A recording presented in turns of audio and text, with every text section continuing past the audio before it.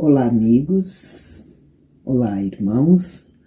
Nós vamos, neste momento, mais uma vez, nos reunir com os amigos da Casa do Evangelho, aqui em Porto Alegre, para tratarmos de um tema bastante importante, bastante atual, que é sobre a saúde integral, que é sobre a saúde do corpo e da alma. Estamos em outubro de 2023. Nós, primeiramente, pretendemos trazer algumas questões aos irmãos para a nossa reflexão. Começando com a pergunta sobre o que é a saúde. Como se dá a relação entre a saúde do corpo e a saúde da alma? Qual a importância do corpo físico para o espírito? Que medidas podemos tomar para preservar o nosso equilíbrio físico, mental e espiritual?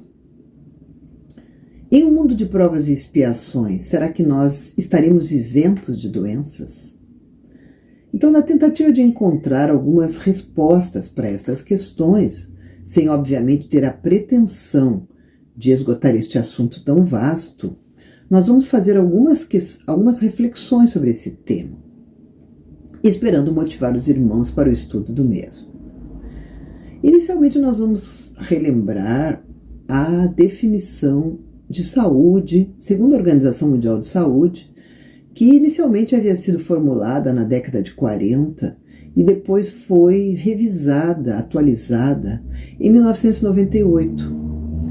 A Organização Mundial de Saúde afirma que saúde é um estado dinâmico de completo bem-estar físico, mental, espiritual e social, e não apenas a ausência de doença ou enfermidade.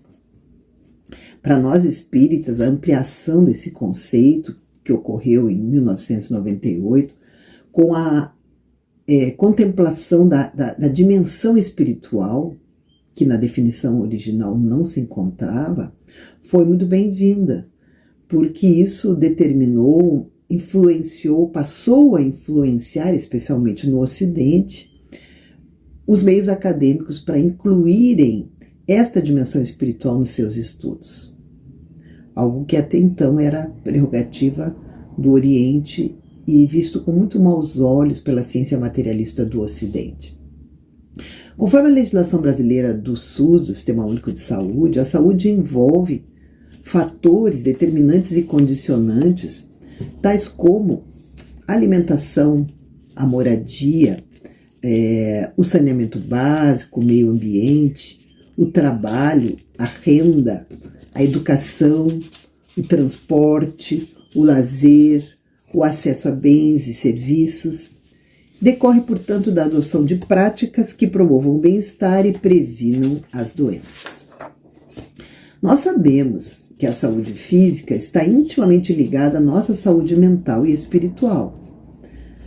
Nós consideramos que o corpo físico é um bendito instrumento de progresso para o espírito, já que é na vida material que nós podemos testar e realizar um verdadeiro estágio prático quanto às eventuais virtudes morais que nós precisamos desenvolver. Na condição de espíritos desencarnados, embora a gente continue aprendendo, embora a gente possa progredir, nós temos uma lucidez maior, porque nós não estamos influenciados pela matéria grosseira, que muitas vezes, entre aspas, nos arrasta para certos excessos, para desequilíbrios, que são gerados pelas sensações de prazer que estão contidas no próprio instinto de conservação. Então, esse citado arrastamento, entre aspas, que nós aqui trazemos, aos excessos, obviamente nós sabemos que não tem nada de obrigatório. Pelo contrário, é justamente aí que entra a importância do conhecimento e a importância da disciplina para o bom uso do nosso livre-arbítrio. No mundo de provas e expiações, como o nosso, como a Terra, em que a grande maioria dos seus habitantes ainda se acha numa condição espiritual inferior, é muito natural que predominem as atitudes instintivas, os abusos, os desequilíbrios, os excessos de toda a espécie, que são, sim, geradores de doenças, de enfermidades. Nós sabemos que nós somos um espírito, o ser inteligente da criação, que, quando encarnado, usa um corpo físico. Nós sabemos também que usamos um corpo espiritual, que foi denominado por Kardec de perispírito. Este corpo espiritual, este perispírito, ele serve de molde para o nosso corpo físico e para o corpo físico, nós usaríamos nas nossas encarnações, na nossa próxima encarnação, por exemplo.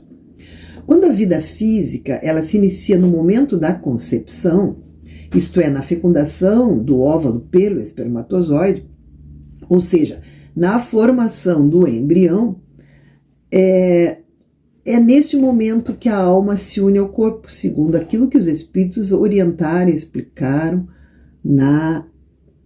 no Livro dos Espíritos.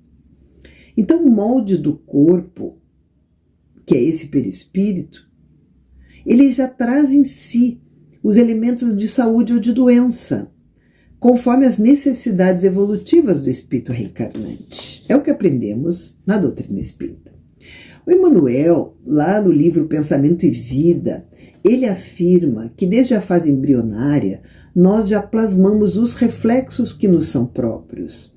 Nós já trazemos no nosso corpo o somatório dos reflexos bons e dos reflexos menos bons que nós trazemos conosco segundo a nossa colheita de méritos e de prejuízos, que a gente vai semeando ao longo do tempo. É o que diz o Emmanuel. É assim que se explicam então as doenças hereditárias, as deformidades congênitas e outras condições que nós poderíamos ter numa determinada encarnação, por efeito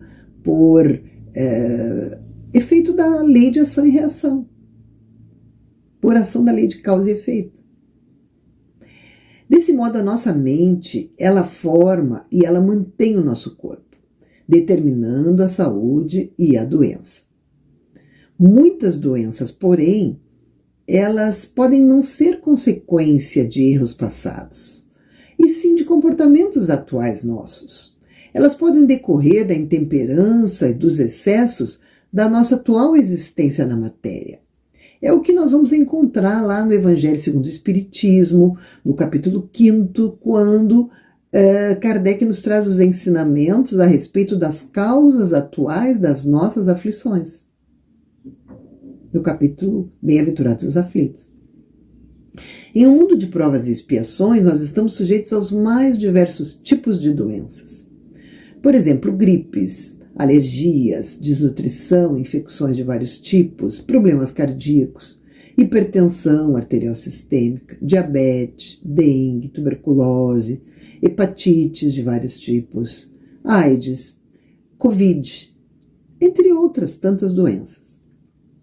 Nós sabemos também que as nossas condições de vida elas podem gerar doenças. Por exemplo, a falta de água potável, a falta de esgotos, a falta de coleta de lixo, enfim, de condições de saneamento básico adequadas, casas, habitações muito frias, muito úmidas, a dificuldade de obtenção dos alimentos, a dificuldade de obtenção dos agasalhos adequados, a falta de acesso a serviços de saúde de qualidade, o que é um problema muito sério de saúde pública em muitos países, em muitos lugares de determinados países. Mas muitas vezes, então tudo isso são questões importantíssimas são condições de vida que estão intimamente relacionadas com a saúde ou com a doença. Mas muitas vezes nós percebemos e observamos que muitas pessoas não passam essas dificuldades, não têm esses problemas. No entanto, adoecem também. E adoecem muitas vezes pelo seu comportamento e não por condições de vida inadequadas que não lhes permitam ter uma saúde física em condições adequadas. Por exemplo, andar mal agasalhado em dias frios, alimentar-se mal ou alimentar-se demais, Abusar de gorduras, de sal, de açúcar, que nós já sabemos que fazem mal para qualquer pessoa. O uso do fumo, o uso do álcool em demasia, em excesso. Drogas, sejam elas lícitas ou ilícitas, legais ou ilegais. O uso e o abuso destas drogas.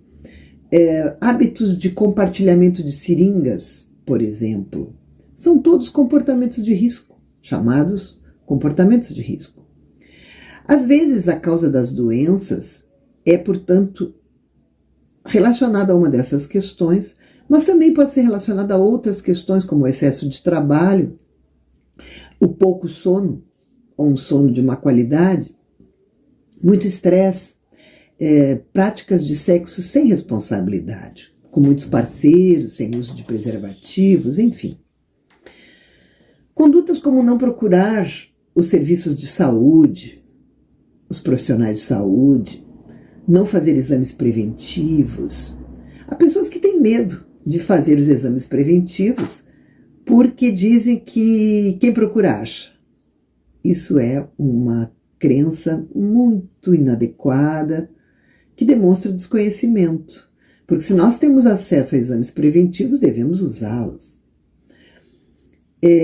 Às vezes as pessoas até fazem os exames preventivos por causa das campanhas de saúde pública, por causa das orientações que recebem, mas não buscam os resultados. Fazem o exame e deixam lá aquele resultado e nunca mais aparecem para saber o que deu.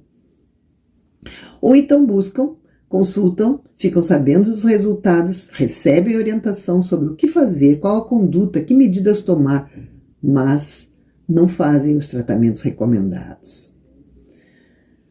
Além disso, dessas questões propriamente de saúde física, nós temos que pensar em outras condutas nossas que são geradoras de doença e que são extremamente importantes, como, por exemplo, a nossa irritação, falta de calma, agitação excessiva, impaciência, cólera, pressa excessiva, desconfiança, ciúme, inveja, ambição desmedida, orgulho, egoísmo acentuado, melindres, o hábito de se melindrar por qualquer coisa que ouviu, por um olhar de outra pessoa, o indivíduo já fica melindrado.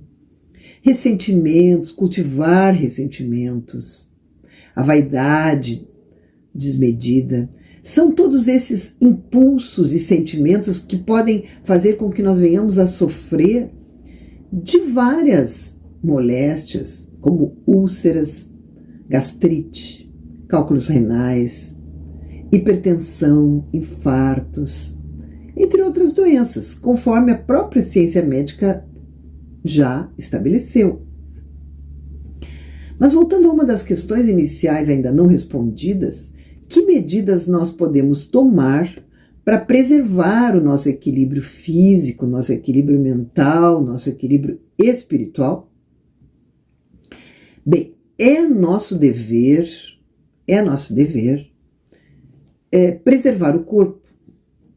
Se nós já sabemos que ele é um instrumento bendito para a nossa evolução espiritual, se nós já sabemos que é no mundo físico que nós vamos nos testar, que nós vamos demonstrar, verificar se já aprendemos alguma coisa, se já assimilamos, incorporamos à nossa conduta certas virtudes, é então nosso dever preservar esse instrumento de evolução, de progresso para o espírito.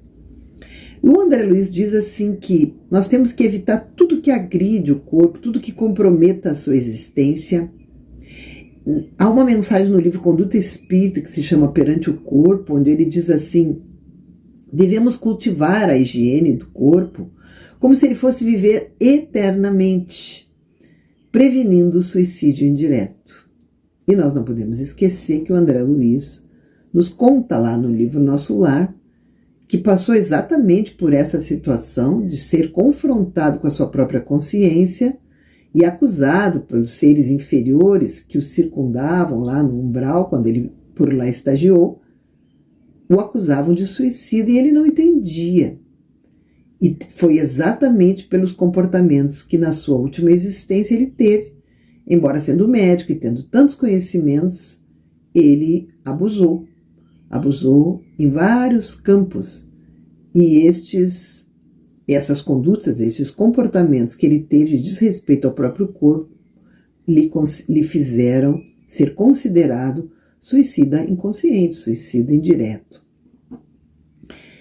Ele nos diz que existem venenos que agem gota a gota, como, por exemplo, as reações emocionais intempestivas, que podem criar depressões. Reações emocionais intempestivas que podem criar depressões. Vejam bem a importância da nossa conduta. O sexo é uma fonte de bênçãos renovadoras do corpo e da alma, mas precisa ser praticado com responsabilidade. Respirar ar puro, tomar sol, alimentar-se com moderação, praticar exercícios físicos, sem prender-se à adoração do próprio corpo, algo que tem sido tão cultivado nos últimos tempos com a adoração da própria imagem, um narcisismo desmedido. Ter momentos de lazer, ter momentos de repouso, sono e repouso adequados, são medidas que protegem a saúde. Na Terra, cada espírito recebe o corpo que precisa.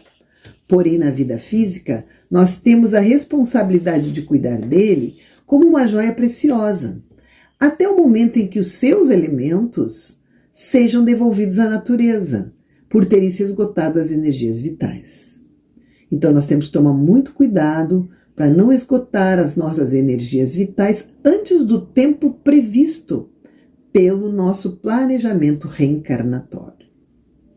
O medo, a ansiedade, a dúvida, os pensamentos negativos, o pessimismo, a raiva, o ódio, os desejos de vingança, tudo isso gera desajustes no nosso perispírito, no nosso corpo perispiritual e no nosso corpo físico por consequência. Porque a interação mente-corpo se dá através do perispírito. É isso que a doutrina espírita nos traz como uma contribuição essencial para a compreensão do processo de saúde e doença. A mente gera energias positivas ou negativas que se transmitem ao corpo através do perispírito e vice-versa. Tudo aquilo que o corpo sente, recebe de sensações, de percepções, tudo aquilo que o corpo capta, ele transfere ao espírito, ao ser espiritual, através do perispírito. Então, o tratamento das doenças do corpo, ele é fundamental. A prevenção, em primeiro lugar, sempre. Depois o tratamento, não é? O diagnóstico precoce, tudo isso é fundamental. Agora, se nós tratarmos os órgãos doentes, porém não modificarmos o nosso pensamento, as nossas emoções, os nossos sentimentos, a doença vai reaparecer. Ou no mesmo órgão ou em outros órgãos. Eis aí o conceito fundamental que Hahnemann já trouxe na época em que ele nos trouxe a homeopatia, explicando que não há doenças, há doentes. E a medicina ocidental, aos poucos, vai assimilando esse conceito e vai compreendendo que não há doenças, há doentes. E se nós não nos preocuparmos em humanizar o tratamento ao doente, a doença vai sempre se instalar, encontrar condições de se instalar ou reinstalar. Emmanuel nos diz que a prática do bem pode modificar a rota do nosso destino, já que o pensamento claro e correto, com ação edificante, interfere nas funções celulares, atraindo o auxílio em nosso favor. Então, ainda que no nosso mapa genético estejam previstas determinadas doenças, é possível, pelo nosso livre-arbítrio, pelo bom uso do nosso livre-arbítrio, alterar algumas dessas programações. É possível. Bons pensamentos, sentimentos fraternais e amorosos é o que realmente previne e cura as moléstias. Toda moléstia tem a sua sede na alma e se reflete no corpo. A saúde do corpo físico é um reflexo da harmonia espiritual. Procuremos, pois, então nos reeducar mental e espiritualmente, para que o nosso organismo físico ele possa refletir a harmonia interior possível, aquela que nós possamos alcançar, apesar das nossas limitações do campo moral ainda muito grandes. Para tanto, então, se faz necessário educar os nossos sentimentos, buscando sermos mais fraternos, mais tolerantes, mais pacientes, mais serenos, mais equilibrados, enfim, fazermos aos outros aquilo que nós queremos que nos seja feito, conforme o Mestre Jesus nos ensinou. Então, que os irmãos fiquem em paz, que possamos todos refletir sobre essas necessidades de mudança, de autoeducação, para que a gente consiga ter mais saúde física, mental e espiritual, porque elas estão absolutamente imbricadas, estão intimamente relacionadas, e que nós possamos ficar em paz. Que assim seja.